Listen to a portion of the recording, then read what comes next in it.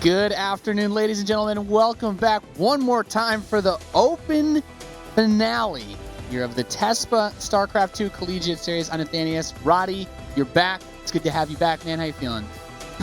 Well, how I'm feeling, Nate. Let's just say the Chinese food ain't American food, and my body takes a little while to get used to it. So I'm feeling a little bit under the weather, but I'm still very excited to be here. I feel like I'm so far away from you today, Nate. I feel normally we're a lot closer. I don't know, like I feel very alienated, but That's how I'm I felt here. the whole last week, Kev. Yeah, I know. It's been rough being without you, but we're gonna make it a fun show. I'm always excited to get some Archon matches over here. And yeah, let's just do it, man. Let's get into it. The final show of the regular season. Time went by so fast. Yeah, we started, of course, 7 weeks ago, or 7 weeks of play ago, back in February, and we had over 130 universities and colleges across the United States and Canada competing across 4 regions. And this is the last week. We'll be going to the regional playoffs. That date, it is not going to be on April 2nd. We have adjusted. It'll be April. We will be broadcasting matches on April 11th and 12th is when we'll be going through the playoffs and the finals. Awesome. So that is, the teams will be competing for about $50,000 worth of scholarships. Every team that had a positive win rate has made it. We actually had 2 teams eliminated yesterday, as we had 2 3-3 matches. But today we're bringing you some games from the East, as we have one of our matches, RPI, leading the pack. They actually have not lost a single best of 5. That's actually pretty awesome. Yeah, only dropping 2 maps as well in 6 best of 5s. That's very impressive. But then, if you take into consideration that Jon Snow is on that team, it suddenly makes a lot of sense, as Jon Snow is one of the best Zerg players in North America. They will go up against NYU. We know those guys pretty well. I've even ran into them on ladder myself. Call me Steve and Grasscutter. We've casted them quite a few times. Should be fun. And of course, we've got the University of Laval as well. We've casted those boys before. If they are boys. Yes. Yeah. Sound like boys. Just making sure there, of course. So there's a lot of StarCraft to come today, of course. I think all the teams that we're going to be seeing today are qualified, so no one will be eliminated at this point. Most of that has been settled, as we have many 4-2 teams here looking at the rankings for the North.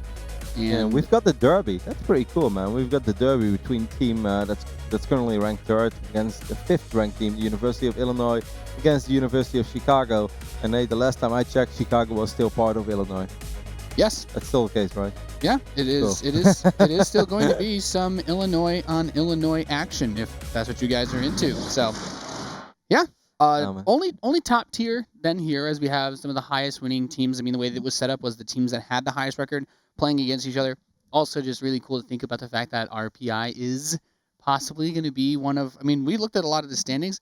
Almost every team's lost at least one match. Mm-hmm. They could be the guys with the perfect record. 7-0, man. It's always a little bit of a confidence booster when you go into the playoffs. I mean, look at the NBA right now. Golden State, they already guaranteed seed number 1, but they still want to go all the way, Nate. They still want to break an all-time record. And why wouldn't you try to break an all-time record if you're RPI right now? Because, hey, this is the first season, so we can officially say that they are the first team to go 7-0. Yeah, that would be awesome to see. Of course, it's going to be a ZVZ best of 5. We are still playing on the Season 1 map pool because, frankly, 90% of the games in this tournament have already been played on these maps. These are the ones the players are on, and they only just switched yesterday. So we're sticking with the current map pool throughout the entirety of the tournament. We're going to start off on Central Protocol. Are you telling me that this is the last day that I'll see Orbital Shipyard, Nate? I love Orbital Shipyard. I think they'll still, I don't know for a fact, I think they'll still use it when we come back to do the playoffs, but I don't know that 100%. Maybe the same map pool. Maybe the new maps. I mean, I'm already starting my own petition online to bring Orbital Shipyard back into the ladder map pool. It's such a good map. You know, I thought everybody loves Orbital Shipyard. It was a classic. I liked it. So all jokes aside, I actually think that having both Orbital and Dust Towers was indeed a little bit redundant. Even though I love Orbital and it was by far and away the best Protoss map out there. In my 2 maps with the same purpose. Yeah, they boil down to the same thing. So I'm actually, I'm excited about the new ladder map pool because I haven't played a single game yet. A lot of people say, well, Roddy, as soon as you start playing, you won't be excited anymore. But people always complain, Nate. I just want to go out and have fun. Protoss players just want to have fun. And that is what this game is all about. And let's see how fun this series is as we are loaded in. In the bottom left position, we have the Red Zerg team. Grasscutter and Call Me Steve representing NYU. tested those guys quite a few times. And over here on the right bottom side, we're taking a look at the main base of RPI, which of course has the star North American player, Jon Snow. But let's not forget about Joe Bama. Are there any funny quotes about Joe Bama, Nate, that we haven't really brought up yet? I don't know that there are. I think I still like sticking with the, what was it you said? The J is silent. Just call him Obama at this point. Like, well. Did I say that? Man, I'm funny. Yeah. All right. I have no response to that. So interesting openings over here, Nate. I've been casting a lot of ZVZ last week with our all-time favorite Zerg caster. Roaches. Pig loves these roaches. There actually is I actually do like this interesting fact. They must have updated this. So RPI's fun fact about your team is we are the future champions of the Tespa Collegiate Series Archon League. So they have already declared themselves the winners of first place. Well, I mean, Jon Snow and Bills have a lot of history with each other, right? Didn't they play a best of 69 or something like that? Maybe. They're definitely guys that play each other. Yeah, all the they're time, rivals. So there is a good chance that we'll see them go up against each other over here in the Tespa Collegiate Archon Series as well. That would be awesome. But for now, let's focus on this best of 5. We've got 3 of them, of course, today. And we see a very, very aggressive opening over here from Jon Snow and Obama. Yeah, man, I started playing some random. I tell you what, sometimes I just don't feel like I have no idea how people survive against pushes like this. This really fast slings into the speed, into the quick baneling nest. And this is one of those builds where you could die so fast to this. Like ZVZ can be so cutthroat. Yeah, I mean, if you want to keep this hatchery alive, you pretty much got to pull the drones, but at the same time, it's very hard to pull drones on this map. It's really smart that NYU actually goes for the baneling nest before link speed, because they're just, like, really, like, if the Zerg player wants to kill you, they're going to come at you, you know? But I think it's going to be really hard for them to get banelings in time. They shouldn't be able to save the hatch. I think it's smart if you can save the hatchery, like if it's a Dusk Towers or if it's an Orbital, but knowing where the hatchery is over here, I mean, Jon Snow and Obama are relentless over here. They're going to be able to pick up this queen as well, and this could be a very, very quick game #1 over here on Central Protocol. They've dealt a tremendous blow, and this is just now starting Zergling speed, so yeah, they could start banelings, but they should never be able to reach those links, especially because the creep distance, there's so much open space between the main and the natural. The only question in life, bigger than what was first, the chicken or the egg, is what good is a baneling nest for if you've got no Zerglings? Yeah, that's also a really good point to bring up. These Zerglings are going to be surrounded and promptly destroyed. Oh, the Spine Crawler tries to go to the natural. Well, there's nothing there to defend anymore. It should just be a quick game 1. Yep. Absolutely. It's all ogre. All of these drones will fall, more Zerglings streaming across the map, and Jon Snow and Obama will pick up a very, very quick game #1 here. That's brutal. Like the idea of the baneling nest, like you said, Nate. I think it's smart as well, but I think it works a lot better on maps like, let's say, Prime Terraces, or of course Orbital or Dusk, you know, where you only have to work about one entrance point. You can pull the drones, but you don't really want to pull drones in Central Protocol, because even though that, like, it's your natural expand, that natural expand is pretty far away, so it's a long time. And it also hurts a lot when you're like trying to move the queen down there as well, because it has to go off for such a long time that you can't really reposition it. It gets caught very easily. That's frustrating, man. That feels like my ZVZs. I was like, you think you're like, okay, well, I've gone for this, you know, kind of greedier opening with a really fast hatchery, but yeah, your opponent just gets that build order advantage on you. And I guess with the rush distance on this map especially. So that makes them 19-2 in the regular season. RPI, that is. Rensselaer Polytechnic Institute. Yeah. 19-2. Now we know why they're 6-0 so far. That sounds like my ladder session. Wow. Like every nice. Actually, no, that sounds like a game of only watch with Tracer for me. 19-2. Wow. Yeah. Yeah. That's if you've got me on your team. Oh, I'll give it to you, Nate. You're a pretty good meat shield for, you know, the stuff like every star needs a worker or two. You know, they need something to shoot at while you shoot them from behind. So I know. I got your back. That's how we roll. Best future Overwatch team right here, guys. Nate and Roddy.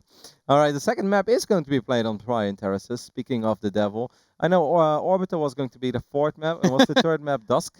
What are you giggling about? I totally forgot. Well, I just like that. Prime Terraces. Speaking of the devil. Well, I mean, not many Protoss players have kind words for Prime Terraces. But okay, well, that's a Dutch expression, actually. It's an English expression as well, right? Speaking of the devil. Yeah. So something comes up because you were talking about it. Yeah, exactly. If it was Orbital, I don't know. I wouldn't say speaking of the devil. I'd say speaking of the angel. Okay. It's like he was over there. That's what I was going for the literal interpretation. Yeah. I'm like, well, we weren't talking about Prion, but I can see how most Protoss would say it's the devil. Alrighty, let's just go ahead and hop into game number 2 between NYU and RPI. There we go. Man, introductions are rough these days, Nate. It's all good. Especially when you've got like 43 degrees fever. We're gonna make it through. Yeah, I'll tell you what, I definitely have never experienced the agony of your 14-hour flight back home whilst not feeling so great. But we are loaded into the next map. Currently leading 1-0 in this best of 5. On the bottom, we have the Blue Zerg team representing RPI, Jon Snow, and Joe Bama. Looked very good. Let's see if they're going to be aggressive once again here in the second map of this first best of 5 of the day, or if they're going to take a more slow and steady approach. Over here on the top side of the map, we are looking at the main base of NYU. NYA. I don't think that even exists, does it? New York Athletics.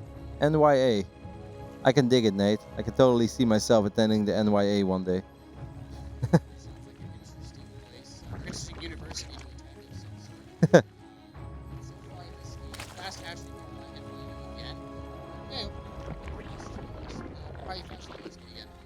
Alright, well, Extractor is gonna finish up spawning pool more than halfway done.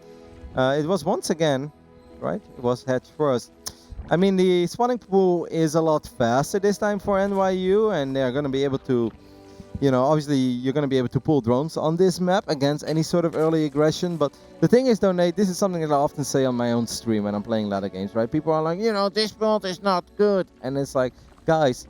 Builds are important in StarCraft 2, but there is always one thing that is way more important than builds, and that is execution. Yes. Like, if I play against Sulky and he wants to go Mass Zergling Corruptor, he will beat me. Yeah. Does it mean that's a great unit composition? No. Doesn't mean, but can he beat me? Yes. It's like, well, Marine Tank Medevac's only way to play TVT. It's like, but guys, if I played Mass Tank, Innovation played Mass Marine, you would destroy me. Not because Mass Marine is good, but because he can do it way better than I can do the other one. Yep, so let's see how this pans out, but at least there is a hatchery going down this time a lot faster for Jon Snow and Obama, so it doesn't seem like they want to be too aggressive over here, Nate, at all. No, I mean, they have the potential to have tried to do something, but in that instance, I think this is nice for NYU, and just in that they have that faster saturation on the gold base, as when you're not saturated on both bases, the gold is definitely better to have. Small scout over here in the main base for Jon Snow and Obama. They will see that spawning pool wiggle. They saw the amount of gas being mined as well. Did they see that evolution chamber? See, that's what I should really focus on. They did not see the evolution chamber. Yeah, the evolution chamber is also kind of strange. Do you think we're going to see +1 Zerglings over here? No, +1 missile attacks, because they actually already have a Roach. No, the Roach one is on the... Wow, this is such an interesting build. Yeah, this is unusual. So now they're going to get a Roach one. Now they're going to take the second gas while they take their third base. Okay, so I was talking a little bit with Snoot, believe it or not, Nate. I don't know why I did this to myself, but I was talking with Snoot about ZVZ, and Snoot was actually talking that on Prime Terraces, he really feels that it's all about Mass Roach Ling Ravager hatchery tech.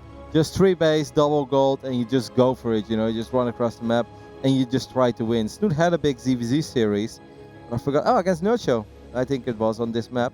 And I think also against Hydra, it was the exact same thing, right? In CS Winter Championships, where he just made Mass Roach Ravager.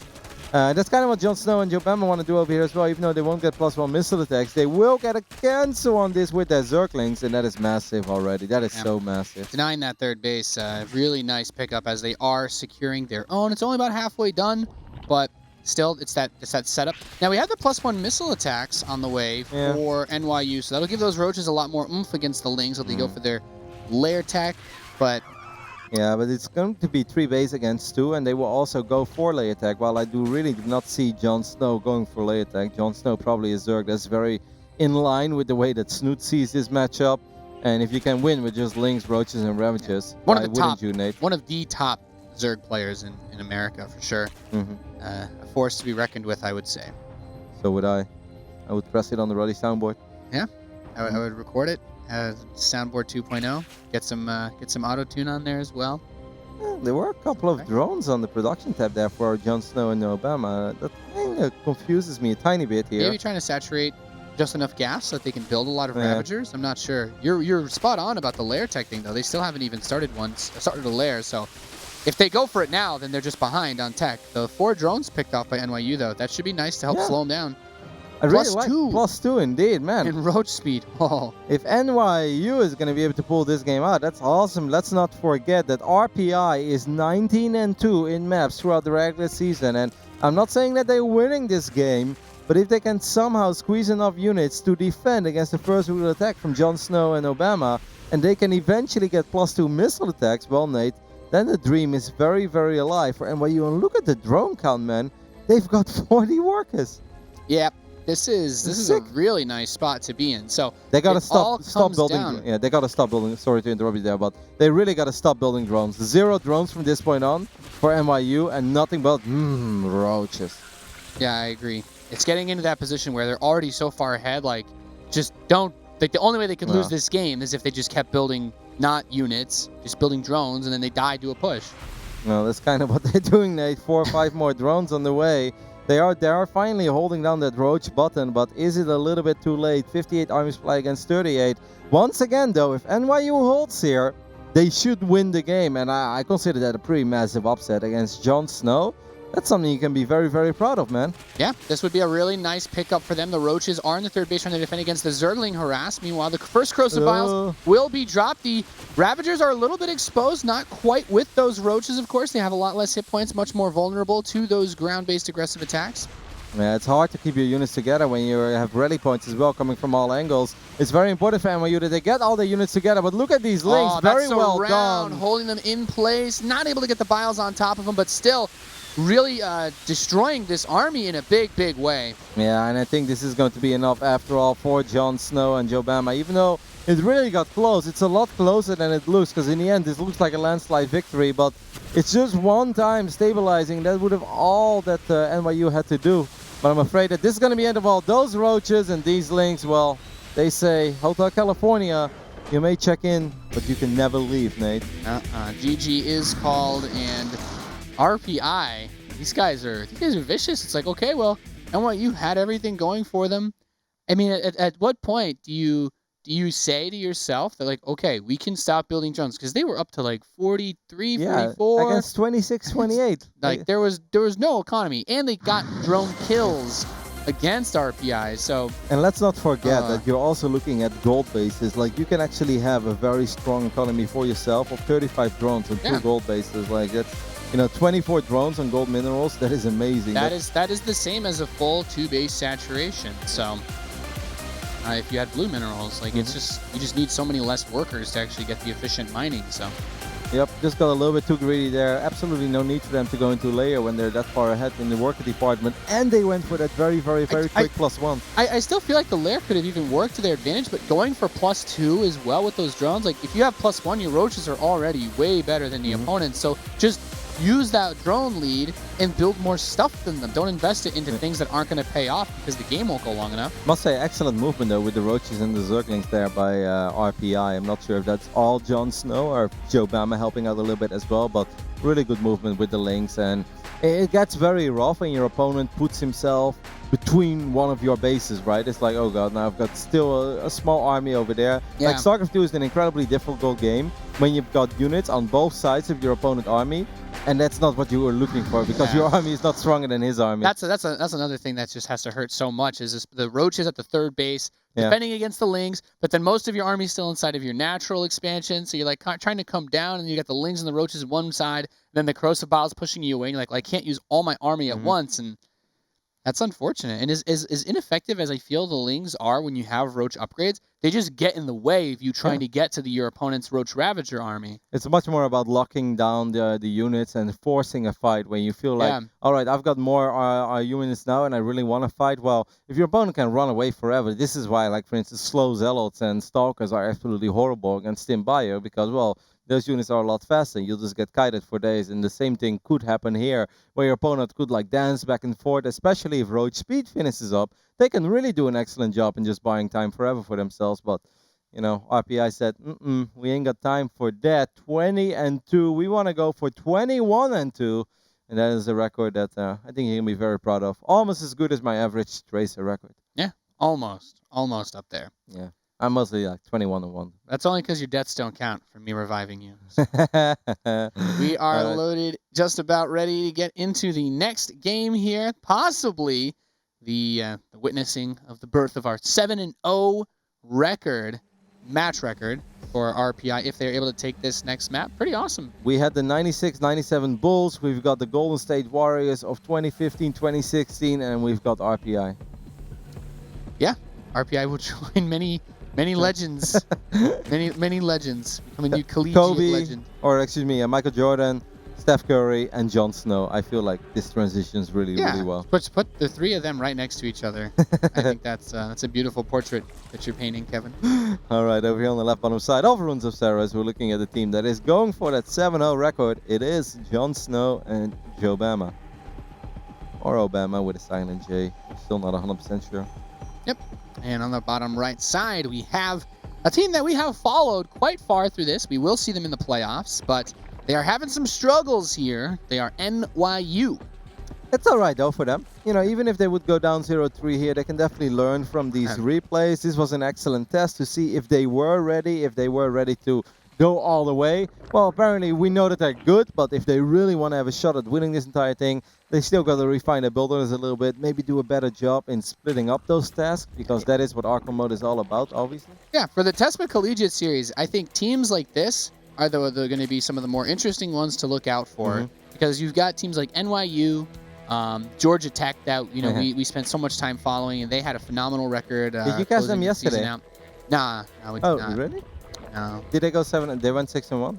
I didn't actually see the overall record, but they finished very high. It was either 5-2 or 6-1 probably. But they have been a really strong team that doesn't have one of those superstar players, right? We don't have. They're not the Cal Berkeley with Suppy on it. You're not your Kansas with Bales or Jon Snow on the RPI. So I think those are like, or UC Riverside as well with Cena Cider and Intense. So like those are the teams, like those 4 teams, like in my mind, they strike me as the ones where, okay, you really have to look out for these guys. Obviously, they've got the pro gamer talent, they've got the skills, they've got the results, but these are the teams where they're like, look, we probably shouldn't win this, but we can still get really far, depending on how that seeding, how that bracket plays out. And how awesome would it be to see one of those real Archon teams knock out one of the teams with a superstar on it? I really think that would be super cool. If anyone can, I'd be cheering for Georgia Tech so far. Yeah, no, I mean, of course, that's a no-brainer. Of course, we'll be cheering for Georgia Tech because we love those guys. All right, let's see how this one goes. So far, this is kind of a mirror image. A small economic advantage for NYU. I have no idea how they did it, but they managed to squeeze out 1 or 2 drone advantage. But it's pretty dead even so far. Good scout over here by Jon Snow and Jobama. They'll see everything that's going on, and we'll also see that this time. Oh, they don't see everything, but at least they know from what they've seen that there is no evolution chamber yet. Good amount of Lings on the way out now coming for NYU, so perhaps looking to get aggressive. Meanwhile, Jon Snow and Jobama with that evolution chamber reasonably early. This is good Zergs, Nate, right here. I don't make these 2 safety banelings. I make those, and then 1 Ling runs in, and somehow both banelings blow up on it. That's my luck. Be like, oh, just want to click one and detonate it. Nope, got. Wow, one of these Bane is going to get picked off immediately. Excellent trade there for NYU. And they're going to try to make some of the magic happen. If you take a look at the vision, it's going to take a little while before RPI spots this. Can they hold, Nate? They're going for a drop alert as well, but that drop alert is not going to be ready. At least they made a couple of links. It all comes down to the banelings over here from Jon Snow and Jobama. Will the connections be good enough? All right, that's a good start. Yeah, I mean, they really need to also try to get on top of those morphing banelings. Stopping those is what's going to allow them to defend with this Ling flood that they've been pushing out behind this. There are 4 banelings now for NYU. 3 are going to make their way up the ramp. Now you can trade 2 for 2, but they've split them perfectly. Queens come down. Good focus fire so far on the banelings. Wow. Those connections are massive, though, Nate, for RPI, and indeed good focus fire as well. I'm looking at this, and they make it look easy. Whenever I play ZVZ, it's always like, it's like, all right, there's way too much stuff going on. I have no idea how to defend against these guys. And you try to go for a wall up, and it's too late. And you pull the drones, and you realize that all your drones die.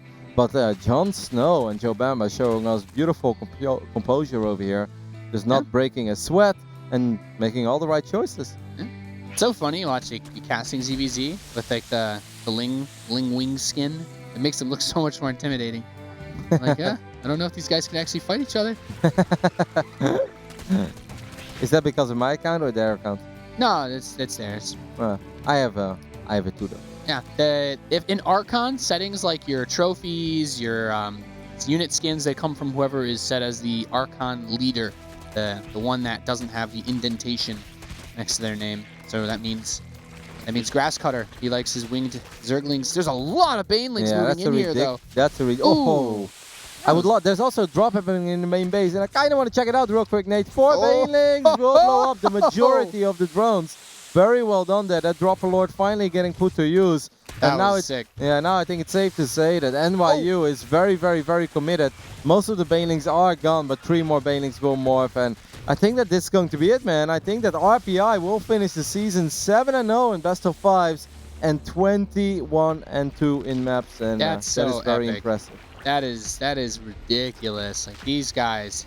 This was an excellent hold. When I think about how much I hate playing ZVZ because I'm so bad at it, I'm just like, how do people manage all of this? I guess in Archon mode, it's got to be a little bit less stressful, but these guys are really, really doing it so well. Absolutely, I couldn't agree more, Nate. A couple of road charters now. A final attempt being made over here by NYU, but they are being more and more all in because this is pretty much all they have. They've got no economy behind this. They do have a third hatchery up, but it's not really running. It's up, but it's not running. It's more like a proxy macro hatch. Yeah. That's what I call it. All right, Nate. More roaches being popped out. Maybe they're going to try to hang in there a little bit later. I mean, I think they still have the Dropper Lord, right? So at any point, they can just go for... Oh, yeah, there we go. Yeah. Wow. Actually just picked up some of the reinforcing links. Well, that was not what they wanted. Obviously, they would have rather got like 4 or 5 drones. That accidental Ling rally saved 5 drones there. That's taking one for the team to a whole new level, Nate. Yeah, this Baneling wants big dreams. 4 links for a Baneling. I think that's okay. Yeah, that's definitely where you start being pretty decent with your trade. With these many roaches, like the Banelings are never going to be able to do what they need to do. This push just gets less and less firepower as time goes by. Yeah, perfect mix here by Jon Snow. A couple more Lings actually got into the natural as well of NYU. More things to worry about. I think those 2 Lings were supposed to be Banelings, or maybe. That was the plan. Get to the chopper. Where's the drop overlord? Yeah. Guys, save us. We're behind enemy lines. We are prisoner of wars right now. Yeah. Well, this game has just really fallen out of the hands of NYU. Double almost the supply is RPI. Oh. It's Overlord. Is it just 1 Ling? It's gonna drop Private Ryan right now. Hero Ling. There he goes. Saving Private Ryan. Nope. It's like, you know what? You don't have to die today, good sir. And one more attack is going to come from NYU onto RPI's third base, but it ain't nothing but a thing, Roddy. This push is done, and I think this series is as well. This is where RPI just push across the map. You press the A key, you click behind your opponent's base, you put your arms up, and you smile. Yep, you just keep on reinforcing from this point, and there's absolutely nothing that can go wrong. Roach, Ling, Ravager, Bane. Fortunately, beats Ling and Banes, because it would be very sad if 2 units would beat 4 different other units, including 2 hard counters. And that's what we're going to see over here, no matter how good these Baneling connections may be from NYU. And they got a couple of decent hits there. It's not going to be enough. GG! Wow, well done, Jon Snow and Jobama. Undefeated is RPI. They have not dropped a single best of 5 all season long. Congratulations to them. Yeah. That's awesome. That's a real achievement there. That's pretty sick. I know. I mean, obviously, if you're Jon Snow and you sign up for a tournament like this, you're like, cool. Like, you're telling me I don't have to play against Paul and Hydra, you know, like, and I can actually win a lot of money. I'm competing for a lot of money. You know that you're going in there as one of the favorites, and absolutely, you probably look at the regular season and be like, all right, you know, this should be an easy ride for me. You know, I'm one of the best Zerg players in North America, but it's always easier said than done. You know, every now and then I play a custom game on my stream against somebody that people expect me to beat, but if I'm expected to beat them, I already get a tiny bit nervous. This was awesome, by the way. I'm glad I showed it. I wasn't sure if it was going to be 2 or 4 Banes, but in the end, you know, 11 drones. But still, you know, like, being the favorite is one thing, but living up to all the expectations, it's a whole different ball game. So very well done by Jon Snow, and of course Jobama as well. Yeah, that's a really awesomely played series there by Jon Snow and Jobama. Very, very excited to see those guys taking the top seed, perhaps.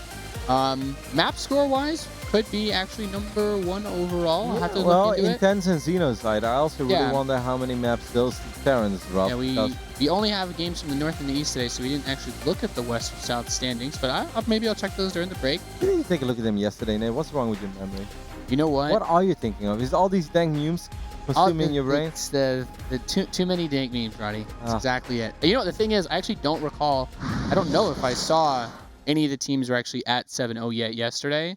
So I think some of them were maybe That's true. That's true. So the number 7 wasn't really in my mind. Yeah, that's right. Because you only saw the standings at the start of yesterday's play That's day, right. but not at the end. All right, you save yourself there, Nate. I'm gonna give it to you. Thank you, Kev. You're still the best host in esports. Thank you so much. We do have 2 more best of 5s to bring you guys tonight for the Starcraft 2 Tespa Collegiate Series. Make sure you hit us up on Twitter at Team Tespa. Let us know how you've been watching, enjoying the games. Is it unfair that players can be so good at StarCraft and also be attending university? More after the break. Big shout out, of course, for sponsors helping to make this happen. The broadcast is powered by Twitch, Steel Series, and Gunner Optics. We will see you after the break.